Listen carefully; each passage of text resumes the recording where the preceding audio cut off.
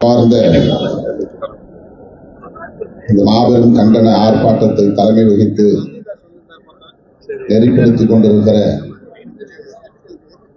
திராவிட முன்னேற்ற கழகத்தின் தலைமைச் செயற்குழு உறுப்பினரும் சென்னை பெருநகர மேயருமான பிரியா ராஜன் இதனை முன்னிலை வகித்து சிறப்பித்துக் கொண்டிருக்கிற சென்னை வடக்கு மாவட்ட பொறுப்பாளர் சட்டமன்ற உறுப்பினர் ஆதி சேகர் அவர்களே, நிகழ்வில் பங்கேற்று இதனை சிறப்பித்துக் கொண்டிருக்கிற நமது தோழமை கட்சிகளை சார்ந்த முன்னணி தலைவர்களே, எனக்கு முன்னர் உரையாற்றி இந்த நடைமுறையை நாம் ஏன் எதிர்க்கிறோம் என்பதை விளக்கி அமர்ந்திருக்கிற மார்க்சிஸ்ட் கம்யூனிஸ்ட் கட்சியின் மாநில செயலாளர் பெருமதிப்பிற்குரிய தோழர் பே. சண்முகம் அவர்களே, நிறைவாக நம்மிடையே எழுச்சி உரை ஆற்றவிருக்கிற மறுமலர்ச்சி திராவிட முன்னேற்ற கழகத்தின் தலைவரும் அண்ணன் தளபதி அவர்களின் நம்பிக்கைக்குரிய சகோதரருமான பெருமதிப்பிற்குரிய அண்ணன் புரட்சி புயல் வைகோ அவர்களே, இந்த நிகழ்வில் பங்கேற்று இதனை சிறப்பித்துக் கொண்டிருக்கிற விடுதலை சிறுத்தைகள் கட்சியின் மாவட்ட செயலாளர் தேத்துப்பட்டு இளங்கோ அவர்களே, வழக்குரைஞர் அப்புன் அவர்களே, உஷாராணி அவர்களே, தேவ ஞான முதல்வன் அவர்களே மற்றும் தோழமை கட்சிகளை சார்ந்த மாவட்ட பொறுப்பாளர்களே, திரளாக கூடியிருக்கிற தமிழ் சொந்தங்களே, உங்கள் அனைவருக்கும் என்னுடைய பணிவார்ந்த வணக்கத்தை தெரிவித்துக் கொள்கிறேன். எஸ்ஐஆர் என்கிற வாக்காளர் பட்டியல் தீவிர திருத்த நடவடிக்கை, சிறப்பு தீவிர நடவடிக்கை நாடு முழுவதும் இன்றைக்கு பெரிய அளவில் விவாதிக்கப்படுகிற ஒன்றாக உள்ளது. இந்தியாவிலேயே முதலாக இதனை விவாதிப்பதற்கென்று அனைத்து கட்சி கூட்டத்தை கூட்டியவர் நம்முடைய தமிழ்நாடு முதலமைச்சர் அண்ணன் தளபதி அவர்கள்தான். எல்லோரும் வாருங்கள், இது குறித்து கலந்தாய்வு செய்வோம், நீதிமன்றத்தில் வழக்கு தொடுத்து இதனை தடுக்க முயற்சிப்போம் என்று வழிகாட்டியவர் நம்முடைய தளபதி அவர்கள். அது போதாது, நீதிமன்ற நடவடிக்கையை தாண்டி மக்கள் போராட்டமாகவும் இது பரிணமிக்க வேண்டும் என்கிற பொறுப்புணர்வோடு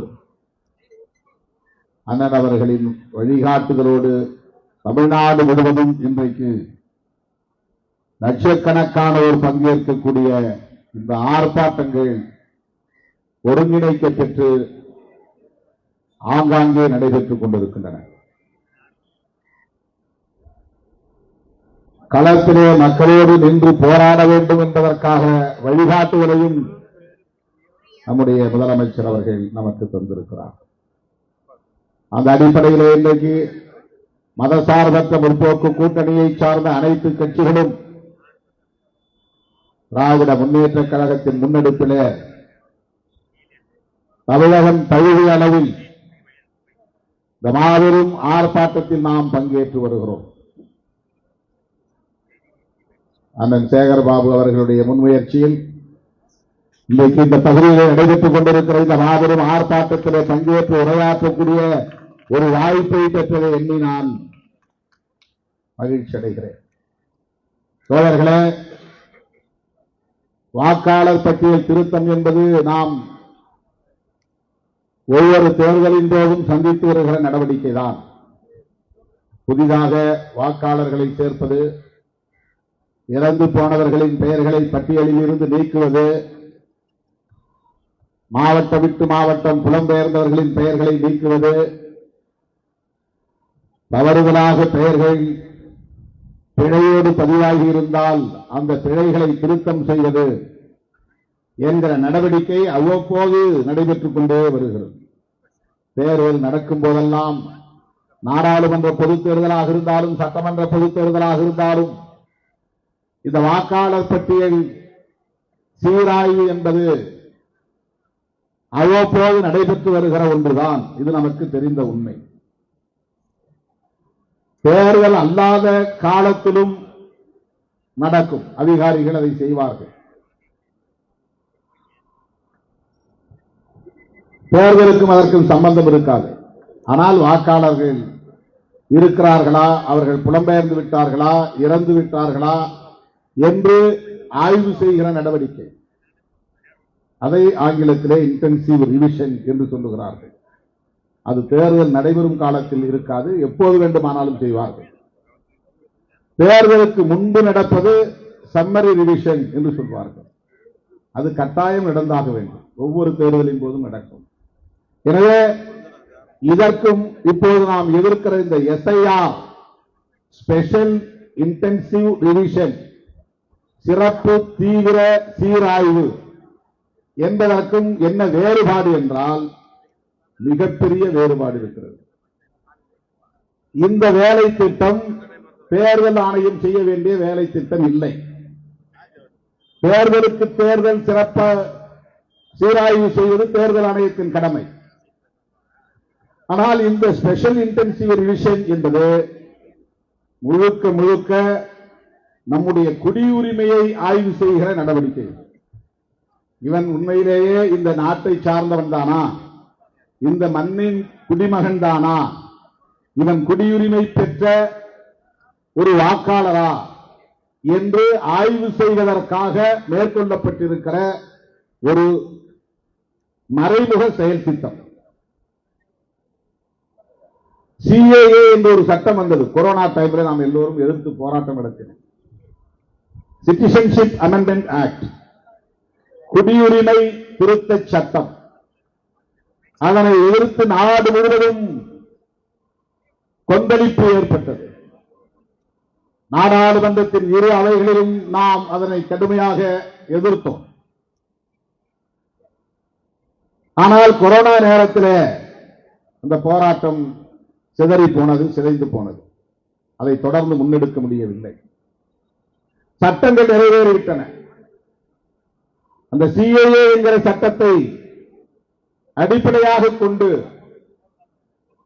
நேஷனல் பாப்புலேஷன் ரெஜிஸ்டர், தேசிய மக்கள் தொகை பதிவேடு, நேஷனல் ரெஜிஸ்டர் ஆஃப் சிட்டிசன்ஷிப், குடிமக்கள் தேசிய பேரேடு, இந்த இரண்டையும் உருவாக்குவது என்கிற சட்டம். இதை நாம் அனைவரும், அரசியல் களத்தில் இருக்கிற அனைவரும் அறிந்திருக்க வேண்டும், புரிந்திருக்க வேண்டும். இதிலே நமக்கு ஒரு தெளிவு தேவைப்படுகிறது. பாரதிய ஜனதா கட்சி ஆட்சிக்கு வந்த பிறகு அவர்கள் அவர்களுடைய இறுதி இலக்கை நிறைவேற்றுவதற்காக முன்னெடுக்கிற பல்வேறு முயற்சிகளில் மிக முக்கியமானது இந்தியாவில் இருக்கிற மக்கள் அனைவரையும் குடிமக்களாக ஏற்றுக்கொள்ள முடியாது, அனைவருக்கும் வாக்களிக்கிற உரிமையை வழங்கக்கூடாது, இந்த மண்ணின் பூர்வீக குடிகள் யாரோ அவர்களை முதலில் அடையாளம் காண்பது, இந்த மண்ணுக்கு சொந்தக்காரர்களை அடையாளம் காண்பது என்கிற பெயரில் அயல் நாட்டவர்களை வெளியேற்றுகிறோம், குடியுரிமை பட்டியலில் இருந்தும் வாக்காளர் பட்டியலில் இருந்தும் அவர்களை வெளியேற்றுவது. தமிழ்நாட்டுக்குள்ள அயல் நாட்டவர்கள் எடுத்துக்கிட்டா ஈழத்தமிழர்கள் மட்டும்தான். ஆனால் வடகிழக்கு மாநிலங்களில், பங்களாதேஷில் இருந்தும் பிற மாநிலங்களில் இருந்தும், சீனா போன்ற அண்டை மாநில நாடுகளில் இருந்தும் நிறைய புலம்பெயர்ந்தவர்கள் வந்து தங்குகிறார்கள். பாகிஸ்தானிலிருந்தும் பஞ்சாப், குஜராத் போன்ற அந்த அண்டை பகுதிகளில் வந்து குடியேறி இருக்கிறார்கள். ஆகவே பாகிஸ்தானியர்களை வெளியேற்ற வேண்டும், பங்களாதேசிகளை வெளியேற்ற வேண்டும், சீனர்களை வெளியேற்ற வேண்டும், அல்லது அவர்களுக்கான குடி உரிமைகளை ஆய்வு செய்து அவர்களுக்கு வழங்கப்பட்டிருக்கிற வாக்குரிமைகளை பறிக்க வேண்டும். இது அவருடைய நோக்கம். இதுல நாம் குற்றம் சொல்ல விரும்பவில்லை. இப்படி செய்வதை நாம் தவறு என்றும் சொல்லவில்லை. ஆனால் அது என்ன நோக்கத்திற்காக செய்யப்படுகிறது? யார் எங்கே குடியேறினாலும் கூட குடியேறியவர்களுக்கு ரேஷன் கார்டு கொடுக்க வேண்டும் என்பது அரசின் கடமை. அவர்கள் குடியிருக்கிற மனைக்கு மனைப்பட்டா வழங்க வேண்டும் என்பது அரசின் கடமை. அவர்கள் வசிக்கிற பகுதியிலே மின் இணைப்பு தர வேண்டும் என்பது அரசின் கடமை. அவர்கள் வசிக்கிற பகுதி ஆக்கிரமிப்பு பகுதியாக இருந்தாலும் கூட, பட்டா இல்லாத பகுதியாக இருந்தாலும் கூட, நீர்நிலையாக இருந்தாலும் கூட அவர்களுக்கு குடிநீர் இணைப்பு தர வேண்டும் என்பது அரசின் கடமை. எனவே ration card, Aadhaar card, voter ID இதுவெல்லாம் ஆக்கிரமிப்பாளர்களுக்கும் தரப்படும், வெளிநாடுகளில் இருந்து குடியேறியவர்களுக்கும் தரப்படும். எனவே நீ இந்த நடவடிக்கையில், எஸ்ஐஆர் நடவடிக்கையில் பழைய ஓட்டர் ஐடி செல்லாது, ஆதார் கார்டு செல்லாது, ரேஷன் கார்டு செல்லாது. அது அரசாங்கத்தின் போய் குடியேறினா உனக்கு போட்டு கொடுத்துருவாங்க. அது கொடுத்துதான் ஆகணும். ஒருத்தன் குடியிருக்கிறான், ஒரு தேசத்துக்குள்ள குடியிருக்கிறான்னா அவனுடைய அடிப்படை வசதிகளை செய்து தர வேண்டிய பொறுப்பு அரசுக்கு உள்ளது. இது புறம்போக்கு இடம், இதுல நீ வீடு கட்டி இருக்கிற, உனக்கு நான் மின் இணைப்பு தர முடியாது என்று அரசாங்கத்தால் சொல்ல முடியாது. இது புறம்போக்கு இடம், நீ ஆக்கிரமிப்பு பண்ணி இருக்கிற, உன்னை எந்த நேரத்தில் வேணாலும் நாங்க வெக்கேட் பண்ணுவோம், வெளியேற்றுவோம், அதனால உனக்கு குடிநீர் இணைப்பு தர முடியாது, ரேஷன் கார்டு தர முடியாது என்று அரசாங்கத்தால் சொல்ல முடியாது. தந்துதான் ஆக வேண்டும். எனவே அப்படி வைத்திருக்கிற இந்த ஆதார் அட்டைகளை, ரேஷன் அட்டைகளை, வாக்காளர் அட்டைகளையும் கூட நாங்கள் ஏற்றுக்கொள்ள முடியாது என்று இவர்கள் சொல்லுவதற்கு என்ன காரணம் என்றால், இதை வைத்து எங்களால் குடியுரிமையை, நீங்கள் இந்த மண்ணின் குடிமகன்தான் என்கிற அடையாளத்தை எங்களால் உறுதிப்படுத்த முடியாது. ஆகவே குடியுரிமையை உறுதிப்படுத்துவது, யார் குடிமகன் என்பதை உறுதிப்படுத்துவது, இதுதான் இன்றைக்கு பிஜேபியுடைய செயல் திட்டம்.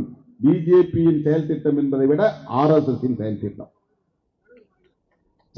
செய், எதை வைத்து செய்ய வேண்டும்? இதற்கு தேர்தல் ஆணையத்திற்கு அதிகாரம் உண்டா? எலெக்ஷன் கமிஷன் ஆஃப் இந்தியா என்பது எந்த சட்டத்தின் கீழ் இயங்குகிற ஒரு நிறுவனம்? அது மக்கள் பிரதிநிதித்துவ சட்டம் என்று ஒரு சட்டம் இருக்கிறது. அந்த சட்டத்தின்படி வாக்காளர் பட்டியலை சீராய்வு செய்து அதை முழுமை செய்வதும், தேர்தலை நடத்தி கொடுத்து யார் யார் வெற்றி பெற்றார்கள் என்று அறிவிப்பதும் தான் அவர்கள் வேலை. அரசியல் கட்சியை பதிவு செய்யக்கூடிய கடமை அதற்கு இருக்கிறது. யாரும் போய் மாநில கட்சி அல்லது தேசிய கட்சி என்று அரசியல் கட்சியாக பதிவு செய்து கொள்ளலாம். பதிவு செய்து தருவது, பதிவு எண் தருவது அதனுடைய கடமை. அங்கீகாரம் வழங்குவது விதிமுறைகளின்படி அதனுடைய கடமை. இதையெல்லாம் செய்வதற்கு இந்திய அரசமைப்பு சட்டமும் அதன் அடிப்படையில் இயற்றப்பட்ட மக்கள் பிரதிநிதித்துவ சட்டமும் தான் தேர்தல் ஆணையத்திற்கு வழிகாட்டுகின்றன. ஆனால் இந்த எஸ்ஐஆர் என்பது மக்கள் பிரதிநிதித்துவ சட்டத்தின்படியா நடைபெறுகிறது? இல்லை, சிஏஏ சட்டத்தின்படி நடைமுறைப்படுத்தப்படுகிறது. சிஏஏ சட்டத்தை நடைமுறைப்படுத்துவதற்கு தேர்தல் ஆணையத்திற்கும் என்ன சம்பந்தம்? இதைத்தான் நாம் கேள்வி எழுப்புகிறோம். இந்த வேலையை ஏன் தேர்தல் ஆணையம் செய்கிறது? ஒரே நேரத்தில் பல மாங்காய்களை அடிக்கிற வேலையை RSS செய்கிறது. நேரடியாக சிஏஏ சட்டத்தை நடைமுறைப்படுத்த போகிறோம் என்று சொன்னால் காங்கிரஸ், திமுக உள்ளிட்ட இடதுசாரிகள் உள்ளிட்ட எல்லா எதிர்க்கட்சிகளும் அதற்கு கடுமையான எதிர்ப்பை தெரிவிப்பார்கள், மக்கள் போராட்டத்தை நடத்துவார்கள். ஆகவே நேரடியாக அந்த சட்டத்தை நடைமுறைப்படுத்துவதற்கு பதிலாக தேர்தல் ஆணையத்தின் மூலம் நடைமுறைப்படுத்துகிற முயற்சியில் அது இறங்கியிருக்கிறது. இதைத்தான் நாம் புரிந்து கொள்ள வேண்டும். வாக்காளர் பட்டியலை சீராய்வு செய்கிறது என்கிற பெயரால் 11 ஆவணங்களை அது கேட்கிறது. முதல்ல இந்த நடைமுறை சிக்கலை பற்றி எல்லோரும் சொன்னார்கள். இந்த நடைமுறை சிக்கலுக்காக நாம் இதை எதிர்க்கவில்லை. இதை சரி செய்து விட்டால் ஏற்றுக்கொள்கிறோம் என்று பொருளாகிவிடும். மழை காலம், அதனால் வேண்டாம், சரி மழை நின்ற பிறகு செய்யலாமா? அப்படி என்றால் செய்யலாம் என்று பொருளாகிவிடும். கிறிஸ்துமஸ் காலம், எங்களால் அதில் கவனம் செலுத்த முடியாது என்று சொன்னால் கிறிஸ்துமஸ் முடிந்த பிறகு செய்யலாமா? செய்யலாம் என்று பொருளாகிவிடும். அது அல்ல. ஒவ்வொரு பிஎல்ஓ பூத் லெவல் ஆபீசர்ஸ் அவங்க போடுறாங்க. அவங்க வீடு வீடா வந்து விண்ணப்பம் கொடுப்பாங்க. அந்த விண்ணப்பத்தை பூர்த்தி செய்து நான் இந்த நாட்டின் குடிமகன்தான் என்று உறுதிப்படுத்த வேண்டிய பொறுப்பை நம் தலையில் கட்டுகிறார்கள். இதுக்கு முன்னாடி நீ வந்து ஒரு ரேஷன் கார்டு காட்டினா வாக்காளர் பட்டியலில் உன் பேர் சேர்ந்துரும், அல்லது ஆதார் கார்டு கட்டினா வாக்காளர் பட்டியலில் உன் பேர் சேர்ந்துரும். அட்ரஸ், பேரு, அப்பா பேரு, வயசு. உனக்கு ஒரு ஓட்டர் ஐடி கொடுத்துருவாங்க. தேர்தல் நேரத்தில் ஓட்டர் ஐடி எடுத்துட்டு போனா ஓட்டு போட்டு வந்துடலாம், அவ்வளவுதான். ஆனால் இப்போ உங்க அப்பா பெயர் என்ன, அல்லது உன் கணவர் பெயர் என்ன, அல்லது உன் மனைவி பெயர் என்ன, இவர்கள் ஏற்கனவே 2002ஆம் ஆண்டு எடுக்கப்பட்ட எஸ்ஐஆர் மூலம் பதிவாகி இருக்கிற வாக்காளர் பட்டியலில் இடம்பெற்றிருக்கிறார்களா அதை கண்டுபிடிச்சு பதிவு பண்ணுறான். 2002ல எங்க அப்பாவுக்கு அல்லது எங்க அம்மாவுக்கு வாக்காளர் பட்டியலில் பெயர் இருக்கா இல்லையான்னு நான் செக் பண்ணணும். அதுக்கு வந்து பூத் லெவல் ஆபீசர் வந்து உதவி செய்வாங்க. அப்படி செய்யக்கூடிய இடத்துல நெட் வேலை செய்யணும், செல்போன்ல வேலை செய்யலன்னா செய்ய முடியாது. இதெல்லாம் நடைமுறை சிக்கல். அதுல பேர் இல்லைன்னா உன் பேர் சேர்க்க மாட்டாங்க. இதெல்லாம் கைட்லைன்ஸ் உச்ச நீதிமன்றத்தில் சொல்றான். 2002 அல்லது 2003 நீ வாக்காளர் பட்டியல் தீவிர திருத்தம் நடத்தினாயா என்று கேட்டால் அதற்கு எந்த ஆதாரமும் இல்லை. சுப்ரீம் கோர்ட்ல வேணாலும் எவிடன்ஸ் ப்ரூவ் பண்ண முடியல. சொல்றான், ஓரளா சொல்றான், நாங்க நடத்தணும், எஸ்ஐஆர் நடத்தணும். 2001 தான் தமிழ்நாட்டில் எலெக்ஷன் நடந்துச்சு. 2002 நமக்கு பொருந்தாது. அதுக்கு பிறகு 2006 தான் எலெக்ஷன் நடந்துச்சு. 2002 நடந்த எஸ்ஐஆரின் படி அந்த வாக்காளர் பட்டியலில் பெற்றோரின் அல்லது கணவன் அல்லது மனைவியின் பெயர் இடம்பெற்றிருந்தால் அந்த விவரத்தை இந்த விண்ணப்பத்திலே பதிவு செய்ய வேண்டும். அதுக்கு அடுத்து ஒரு 12 ஆவணங்களை சொல்றான். அதுல இந்த 3 ஆவணங்கள் கிடையாது. சுப்ரீம் கோர்ட் கடுமையா கண்டிச்ச பிறகு ஆதார் அட்டை வேணா சேர்த்துக்கலாம் ஒரு கண்டிஷனோட ஒப்புதல் கொடுத்திருக்கிறான். பிஎல்ஓ வந்து அதை ரிஜெக்ட் பண்ணாலும் பண்ண முடியுங்கிற அதிகாரத்தோட, ஏற்றுக்கொண்டாலும் ஏற்றுக்கொள்ளலாம், மறுத்தாலும் மறுக்கலாம். அந்த அதிகாரத்தோடு 12வது ஆவணமா ஆதார் அட்டை சேர்த்திருக்கிறாங்க. இதுல என்ன கேட்கிறான்னு சொன்னா, உன்னுடைய அப்பாவோ அல்லது நீயோ இந்த மண்ணின் குடிமகன் தான் என்பதை உறுதிப்படுத்துவதற்கான ஆதாரம் தேவை. சொத்து பத்திரம் இருந்தால் அதை காட்ட வேண்டும். அதுக்கு முன்னாடி பதிவாகி இருந்தால் காட்டணும். 11 ஆவணங்களும் அவன் கேட்கிற 11 ஆவணங்களும் ஆதார் அட்டை இல்லாம நீ இந்த நாட்டின் குடிமகன் தான் என்பதை உறுதிப்படுத்துவதற்கான பத்திரங்களோ அல்லது ஒவ்வொரு ஆவணங்களையோ காட்ட வேண்டும். அவன் லிஸ்ட் பண்ணிட்டான் இந்த 11 ஆவணங்களை. அதை காட்டலன்னா உன் பேர் அதில் இருக்காது, இடம்பெறாது. இத இந்துக்களும் பாதிக்கப்படுவார்கள், இஸ்லாமியர்களும் பாதிக்கப்படுவார்கள், யாரும் பாதிக்கப்படுவார்கள். ஆனால் அதை பற்றி அவனுக்கு கவலை இல்லை. அவனுக்கு தேவை என்ஆர்சி என்கிற பெயரேடு, நேஷனல் ரிஜிஸ்டர் ஆஃப் சிட்டிசன்ஸ். இந்த தேர்தலில் என்ன நடக்குதுங்கிறத பற்றி, தேர்தலில் ஜெயிக்கிறது அது வேற தில்லுமுள்ளு, அதுக்கு தனி, அது ஓட்டு திருட்டு, அது தனி நடவடிக்கை, அது தனி நடவடிக்கை. ஆனால் அவன் தூய்மைப்படுத்த விரும்புவது, முழுமைப்படுத்த விரும்புவது சாதாரண மக்களிடத்துல. இப்ப எங்க அம்மாவுக்கு வந்து டேட் ஆஃப் பர்த் நான் எப்படி ப்ரூவ் பண்ண முடியும்? அவங்களுக்கு அவங்க பிறந்த காலத்துல எந்த பதிவும் இல்லை. அவங்களுக்கு ஜாதகம் கூட எழுதி வைக்கல. ஜாதகம் எழுதி வச்சுட்டா கூட அதை ஒரு ஆவணமா அவன் எடுத்துவானான்னு தெரியல. அந்த 11 ஆவணத்தில் அது இல்லை. இப்ப எனக்கு வந்து டேட் ஆஃப் பர்த் வந்து என்னுடைய ஸ்கூல் சர்டிபிகேட் இருக்குது. எனக்கு வந்து கார்பரேஷன் நான் பிறக்கல, அதனால எந்த ரெக்கார்டும் கிடையாது. கிராமத்தில் பிறந்தேன். எனக்கு இருக்கிற ஒரே ஆவணம் ஸ்கூல் எஸ்எஸ்எல்சி புக்ல இருக்கிறது தான். நான் பிறந்தது உண்மையிலே வந்து ஆவணி மாசம் 1ஆம் தேதி, ஆகஸ்ட் 17ஆம் தேதி. ஆனா என்னுடைய ஜாதகத்துல என்னுடைய ரெஜிஸ்டர்ல ஜூலை 10 எழுதி வச்சிருக்கிறாங்க. ஜூலை 10, 1962. அது உண்மையான தேதி இல்லை, ஒரு தோராயமா போட்ட தேதி. அது எப்படி போடுவாங்கன்னா, அப்படி கையை குடிச்சு காதை தொட சொல்லுவாங்க. இந்த வலது கையை எடுத்து இடது பக்கம், அல்லது இடது கையை எடுத்து வலது பக்கம் காதை தொட்டா இவனுக்கு 5 வயசு முடிஞ்சிருச்சு அப்படின்னு ஒரு தோராயமா ஒரு மாதத்தை போட்டு ஒரு தேதியை போட்டு, அப்ப யாரு ஹெட் மாஸ்டரா இருக்காரோ அவரு போடுற தேதி தான் நம்முடைய பிறந்த நாள். அவர் விருப்பத்துக்கு அந்த மாதிரி போட்டுருவார். அப்படிதான் வந்து இப்ப எனக்கு வந்து பிறந்த தேதிக்கான ஆதாரத்தை காட்ட முடியும். என் தாய்க்கு பிறந்த தேதியை ஆதாரத்தை காட்ட முடியாது. ஸ்கூல் சர்டிபிகேட் கிடையாது. சரி, வேற ஏதாவது ப்ராப்பர்ட்டி உண்டா? எங்க பரம்பரையில யாருக்குமே சொத்து கிடையாது. எனக்கு என் பேர்லையும் கிடையாது, எங்க அப்பா பேர்லையும் கிடையாது, எங்க அம்மா பேர்லையும் கிடையாது, எங்க தாத்தா பேர்லையும் கிடையாது. சும்மா புறம்போக்கில் ஒரு 10 குடிசையில தான் எல்லாருமே வாழ்ந்தோம். எங்களுக்கு அதுக்கே பட்டா கிடையாது. நீண்ட காலமா பட்டா இல்லை. இப்ப நான் தலையெடுத்த பிறகுதான் பட்டா கொடுத்துருக்காங்க. அந்த பட்டாவுக்கான ஆதாரமும் கிடையாது. அப்படி பட்டா சீட்டு இந்த வீட்டில் இல்ல. தேடினா எடுத்துடலாம். இப்ப எங்க அம்மாவுக்கு நான் எந்த 11 ஆவணத்துல எந்த ஆவணத்தை காட்ட முடியும்? அவங்க இந்த ஊர்ல தான் பிறந்தாங்க, இந்த தேதியில தான் பிறந்தாங்க, அவங்களுக்கு இந்த வயசு என்று ஆதாரத்தை எப்படி என்னால் உறுதிப்படுத்த முடியும்? பேர் சேர்க்க முடியாது, வாக்காளர் பட்டியலில் சேர்க்க முடியாது. இந்த ஒரு வாரத்துல தமிழ்நாட்டில் 25% பேருடைய பெயர்கள் வாக்காளர் பட்டியலில் இருந்து நீக்கப்படுவதாக அறிவிக்கப்பட்டிருக்கிறது. இது வாக்காளர்களை அந்த பட்டியலில் இருந்து பெயர்களை நீக்குவது என்கிற நிலையோடு நின்றுவிடவில்லை.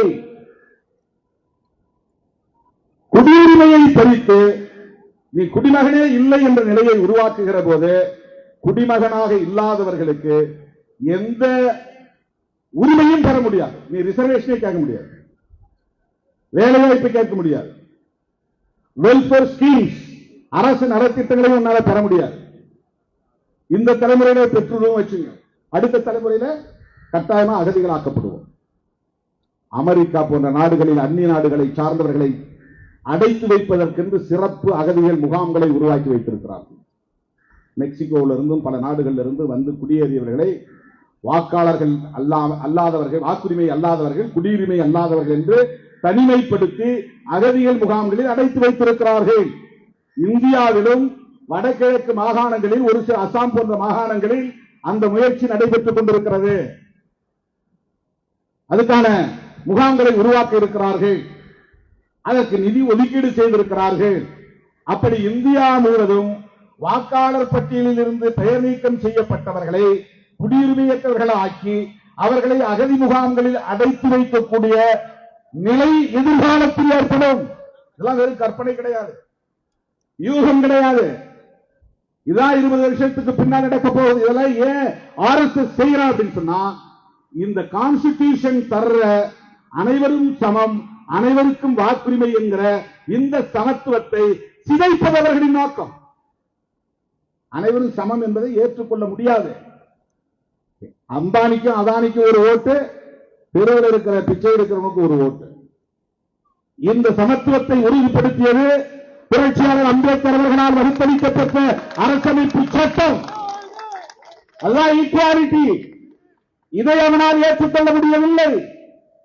தொடக்க காலத்தில் பிரிட்டிஷ் ஆட்சி காலத்தில் உயர் சாதி வகுப்பை சார்ந்தவர்களுக்கும் கல்வி கற்றவர்களுக்கும் பட்டா வைத்திருந்தவர்களுக்கும் மட்டும்தான் வாக்குரிமை இருந்தது. அந்த நிலையை மறுபடியும் கொண்டு வர பார்க்கிறார்கள். பட்டா போன்ற சொத்து பத்திரங்களை அல்லது இதர ஆவணங்களை காட்ட முடியாதவர்கள் வாக்குரிமையற்றவர்களாக மாற்றப்படுவார்கள். சிறுபான்மை சமூகத்தை சார்ந்தவர்களும் பெரும்பான்மையானவர்கள் வாக்குரிமையற்றவர்களாக மாற்றப்படுவார்கள். ரொம்ப தெளிவாக, பட்டவர்த்தனமாக, அப்பட்டமாக குடியுரிமையை உறுதி செய்வதற்கான ஒரு சிறப்பு நடவடிக்கையாகத்தான் இந்த SIR என்கிற நடவடிக்கை மேற்கொள்ளப்படுகிறது. இதனுடைய இறுதி இலக்கு என்ன என்றால், அவன் விரும்புகிற காலத்தில் காங்கிரஸ் இல்லாத ஒரு தேசம் உருவாகும், இடதுசாரிகள் இல்லாத ஒரு தேசம் உருவாகும், எதிர்க்கட்சிகள் இல்லாத ஒரு தேசம் உருவாகும். ஏனென்றால் சிறுபான்மையினரும் பெரும்பாலான உழைக்கும் வர்க்கமும் ஏழை மக்களும் இடதுசாரிகள் உள்ளிட்ட திராவிட முன்னேற்ற கழகம், காங்கிரஸ், விடுதலை சிறுத்தைகள் போன்ற இந்த கட்சிகளையே 90% ஆதரிக்கிறார்கள். அவர்கள் அத்தனை பேருக்குமான வாக்குரிமையை பறித்துவிட்டால் இந்த இயக்கங்கள் எதிர்காலத்தில் வீரியத்தோடு செயல்பட முடியாமல் போய்விடும். மீண்டும் காங்கிரஸ் புத்துணர்ச்சி பெற்று ஆட்சிக்கு வர விடாமல் தடுத்துவிட முடியும். இந்துக்கள் மட்டுமே, அதுவும் மதவாத சக்திகள் மட்டுமே பெரும்பான்மையானவர்களாக, கணிசமான வாக்காளர்களாக மாறுகிற போது இந்திய அரசமைப்பு சட்டத்தை தூக்கி எறிந்துவிட்டு அவர்கள் விரும்புகிற மதச்சார்புள்ள ஒரு தேசத்தை கட்டமைக்கப் போகிறார்கள். கோல்வாக்கரின் கனவை நனவாக்க வேண்டுமானால், ஹெட்கேவாரின் கனவை நனவாக்க வேண்டுமானால், வீர சாவர்கரின் கனவை நனவாக்க வேண்டுமானால் அவர்கள் அறுதி பெரும்பான்மை. இந்த மாநிலத்தில் திமுக ஆளுகிறது, கேரளாவில் கம்யூனிஸ்ட் ஆளுகிறது, மேற்கு வங்கத்தில் மம்தா பானர்ஜி, கர்நாடகாவிலே காங்கிரஸ், தெலுங்கானாவிலே காங்கிரஸ், பீகாரிலே ஆர்ஜேடி வர வாய்ப்பு இருக்கிறது, உத்தரப்பிரதேசத்திலே அகிலேஷ் யாதவ் வர வாய்ப்பு இருக்கிறது. இப்படி மாநிலங்களில் பிஜேபி அல்லாத பிற கட்சிகளின் ஆட்சி இருக்கிற போது அவர்களால் சிஏஏ போன்ற சட்டத்தை நடைமுறைப்படுத்துவதிலும், இந்த அரசமைப்பு சட்டத்தை தூக்கி எறிவதிலும், இந்து ராஷ்டிரா என்று அவர்கள் விரும்புகிற ஒரு தேசத்தை அறிவிப்பதிலும், மதச்சார்பே எங்கள் கோட்பாடு, அதுதான் அரசமைப்பு சட்டத்தின் உயிர்நூச்சி கோட்பாடு என்று அறிவிப்பதிலும் அவர்களுக்கு மிகப்பெரிய சிக்கல் இருக்கிறது, தடை இருக்கிறது. அப்படி தடையில்லாத ஒரு காலத்தை, ஒரு சூழலை, ஒரு தேசத்தை உருவாக்க வேண்டுமானால் என்ஆர்சி அவர்களுக்கு தேவைப்படுகிறது, நேஷனல் ரெஜிஸ்டர் ஆஃப் சிட்டிசன்ஸ். அதற்கான ஒரு நடவடிக்கையாகத்தான் தேர்தல் ஆணையத்தை பயன்படுத்தி இவர்கள் மேற்கொள்ளுகிறார்கள். இந்த தேர்தலில் தற்காலிகமாக அவர்களுக்கு பின்னடைவு ஏற்பட்டாலும் அது அவர்களுக்கு பிரச்சனை இல்லை. மாநில தேர்தல்களில் அவர்களுக்கு ஏற்படுகிற தோல்வி அவர்களுக்கு பிரச்சனை இல்லை. ஆனாலும் மாநிலங்களிலும் அவர்கள் வேரூன்ற வேண்டும், மதவாத அரசியலை வளர்த்தெடுக்க வேண்டும், மதம் சார்ந்த சக்திகளை மேம்படுத்த வேண்டும், அதற்கு சாதி வெறியர்களை ஊக்கப்படுத்த வேண்டும், சாதி அரசியல் பேசக்கூடியவர்களை வளர்த்தெடுக்க வேண்டும். அதற்காக கோடி கோடியாய் கொட்டி இறைக்கிறார்கள், சமூக ஊடகங்களை பயன்படுத்துகிறார்கள், கூலி கும்பலை ஏவுகிறார்கள், திராவிட அரசியலை வெகு மக்களுக்கு எதிரான அரசியல் என்று பரப்புகிறார்கள், பெரியாரையே கன்னடர்கள் என்று கொச்சைப்படுத்துகிறார்கள். இவையெல்லாம் அந்த நடவடிக்கைகளின் ஒவ்வொரு அங்கம் என்பதை மறந்துவிடக் கூடாது. கழகங்கள் இல்லாத தமிழகம் என்கிறார்கள், காங்கிரஸ் இல்லாத பாரதம் என்கிறார்கள், இடதுசாரிகளே எங்கள் முதன்மை எதிரிகள் என்கிறார்கள். இந்த வழக்கங்கள் எல்லாம் எந்த பின்னணியில் இருந்து வருகின்றன? ஏன் பிஜேபியை நாம் எதிர்க்க வேண்டும்? அவர்கள் சராசரி அரசியல் கட்சி அல்ல, வெறுமன மக்களுக்கு தொண்டு செய்வதற்கும் ஆட்சி அதிகாரத்திற்கு வந்து பதவி சுகத்தை அனுபவிப்பதற்கும் உருவான கட்சி அல்ல. அவர்கள் இந்தியாவை அவர்கள் விரும்புகிறபடி மாற்றி அமைப்பதற்கு, புதுப்பித்து கட்டுவதற்கு உருவாக்கப்பட்ட ஒரு பாசிச இயக்கம், மிக மிக ஆபத்தான ஒரு இயக்கம்.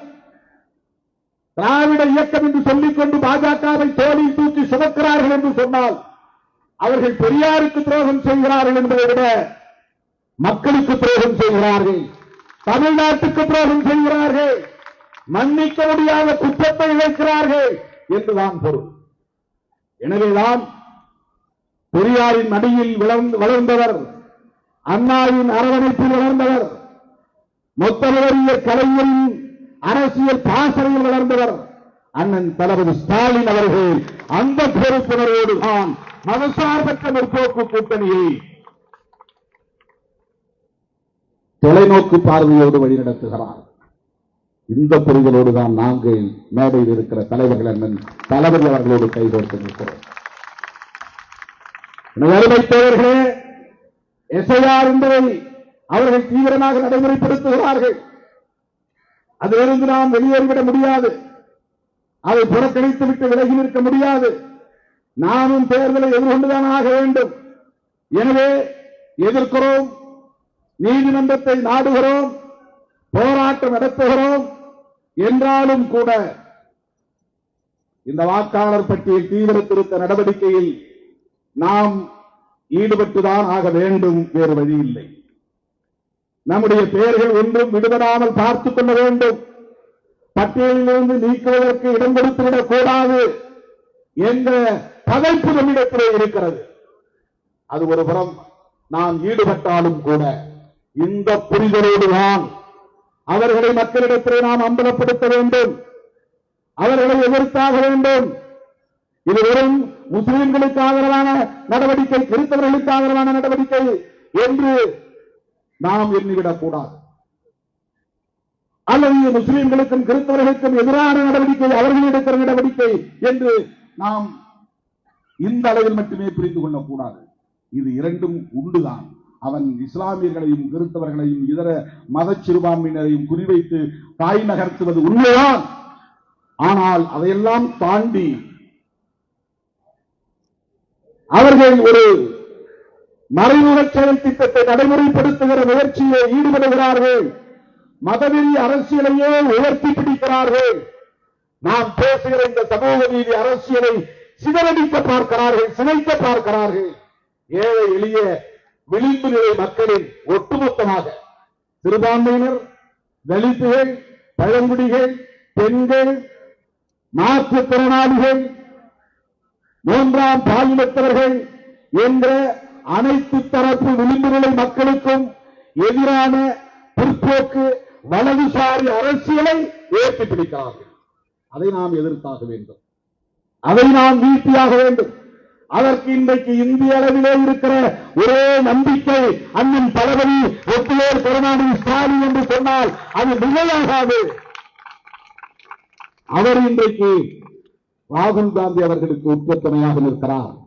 தேசிய அளவில் இந்த புரிதலோடு பிஜேபியையும் RSSையும் அவர்களின் முகத்திரையை கிழிக்கிற வல்லமை பெற்ற ஒரு பேராளுமையாக ராகுல் காந்தி இருக்கிறார். அதை அடையாளம் கண்டிருக்கிறார் அண்ணன் தளபதி ஸ்டாலின் அவர்கள். அதனால் அடையாளம் கண்ட நாங்களும் கூடவே நிற்கிறோம், தொடர்ந்து கூடவே இருக்கிறோம், ஒற்ற துறையாக இருப்போம் என்பதை சொல்லி வாய்ப்புக்கு நன்றி கூறி முடிக்கிறேன். நன்றி, வணக்கம்.